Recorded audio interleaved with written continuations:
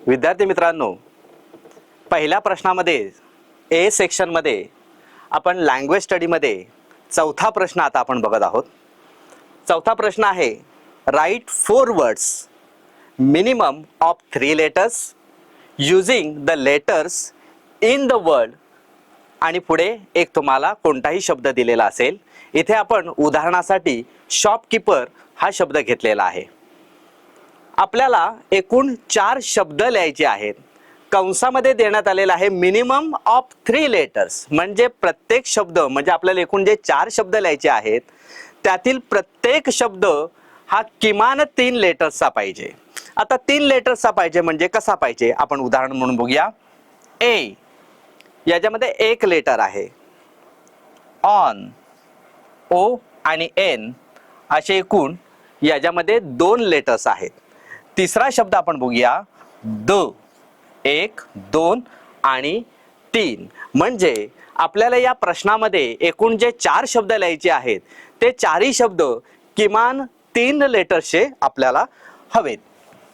आता यासाठी जो देण्यात आलेला शब्द आहे शॉपकीपर, याच्यामध्ये आपण 4 शब्द लिहिणार आहोत।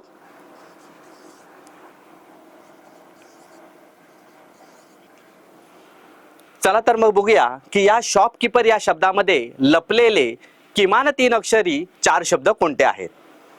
पहिला शब्द आपण बघूया, एस एच ई, इथे आपल्याला मिळाला शी हा शब्द।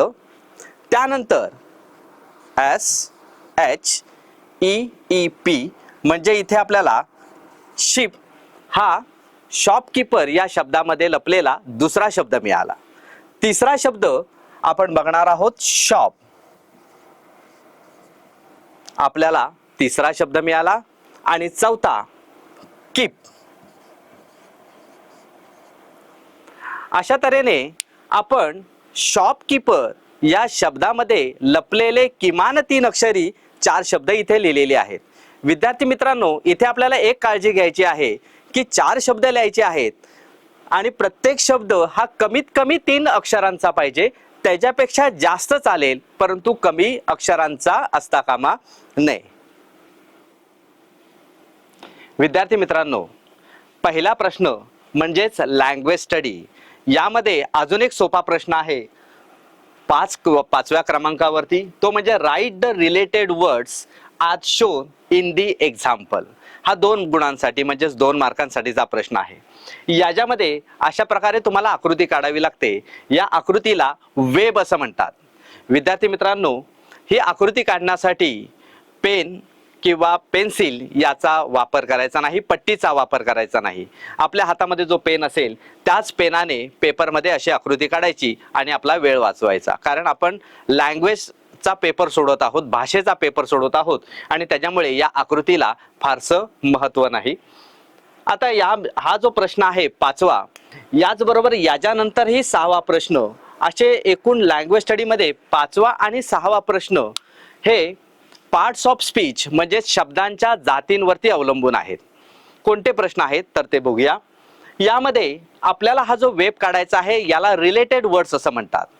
तर शब्दांच्या एकूण 8 जाती आहेत, तर त्यापैकी आपल्याला 3 जातींचा हा 5वा प्रश्न आणि 6वा प्रश्न याच्यासाठी आपल्याला विचार करायचा आहे। कोणत्या आहेत त्या जाती तर त्या मी इथे लिहिलेल्या आहेत, नाउन, ॲडजेक्टिव्ह आणि वर्ब। म्हणजेच रिलेटेड वर्ड्स हा प्रश्न सोडवत असताना आपल्याला शब्दांच्या 3 जातींचा आपल्याला विचार करायचा आहे। नाउन म्हणजे काय? नाउन म्हणजे नाम, अर्थात ही एक सोपी डेफिनेशन आपल्याला सगळ्यांना माहिती आहे। पण पुन्हा नाम म्हणजे काय तर त्याचा जर विचार करायचा म्हटला तर अगदी सोप्या पद्धतीने आपल्याला त्याची व्याख्या सांगता येणं शक्य आहे। नाउन म्हणजे एखाद्या व्यक्तीचे, वस्तूचे, पदार्थाचे किंवा ठिकाणाचे नाव याला नाउन असे म्हणतात। पुन्हा एकदा सांगतो, एखाद्या व्यक्तीचे, वस्तूचे, पदार्थाचे किंवा ठिकाणाचे नाव याला नाउन असे म्हणतात।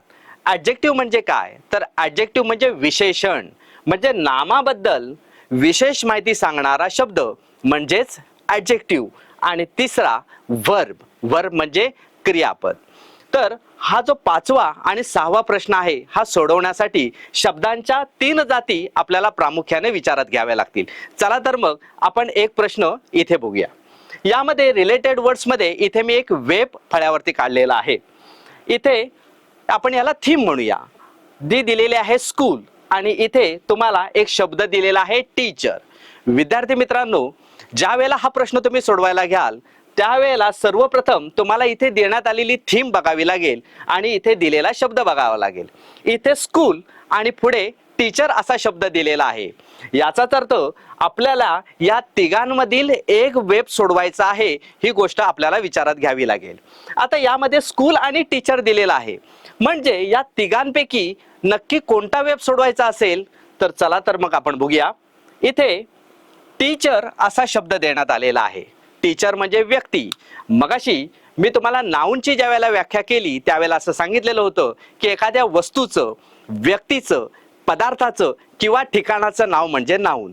आता इथे टीचर, टीचर म्हणजे व्यक्ती, व्यक्ती म्हणजेच नाऊन. म्हणजेच हा जो वेब देण्यात आलेला आहे तो आपल्याला नाऊनचा सोडवायचा आहे. आता आपल्याला कोणता वेब सोडवायचा आहे हे कळलं. मग आता इथे देण्यात येणारे जे 4 बॉक्स आहेत याच्यामध्ये कोणते शब्द सोडवायचे बरं, चला मग तेही आपण बघूया. आता इथे आपल्याला नाऊन हा वेब सोडवायचा हे कळलं, परंतु इथे तुम्हाला 4 शब्द लिहित असताना ते स्कूल म्हणजे देण्यात आलेल्या थीमशी रिलेटेड असले पाहिजेत. मग स्कूलशी रिलेटेड कोणते 4 शब्द आहेत, चला तर मग आपण बघूया. अगदी सोप्यात सोप्या पद्धतीने आपल्याला ज्याचं स्पेलिंग व्यवस्थित आपल्याला येते, व्यवस्थित लिहिता येणे शक्य आहे, तेच स्पेलिंग आपण लिहिण्याचा प्रयत्न करणार आहोत. इथे मी बुक हा शब्द लिहिलेला आहे. त्यानंतर दुसरा शब्द मी पेन असा लिहिला. तिसरा शब्द नोटबुक आणि चौथा शब्द स्कूल बॅग. स्कूल बॅग म्हणजे शाळेशी संबंधित, स्कूलशी संबंधित इथे आपल्याला 4 शब्द आपण लिहिले. बुक, पेन, स्कूल बॅग आणि नोटबुक. विद्यार्थी मित्रांनो, अजूनही तुम्हाला काही शब्द याच्यामध्ये लिहिता येणं शक्य आहे की जे स्कूलशी रिलेटेड आहेत. ते म्हणजे ग्राउंड लिहिता येणं शक्य आहे, डस्टर लिहिता येणं शक्य आहे, स्टुडंट लिहिता येणं शक्य आहे. असे अनेक शब्द जे शाळेशी रिलेटेड आहेत, असे नाऊन म्हणजेच एखाद्या व्यक्तीचं, वस्तूचं, पदार्थाचं आणि ठिकाणाचं नाव हे आपण इथे लिहिलं की आपला हा वेब तयार झाला. यानंतर 5व्या प्रश्नानंतर पहिल्या सेक्शन मध्येच म्हणजेच लँग्वेज स्टडी मध्ये लँग्वेज स्टडी मध्ये 6वा आणि शेवटचा प्रश्न जो आहे तो आहे वर्ड चेन. आपण अगदी शॉर्ट मध्ये लिहूया.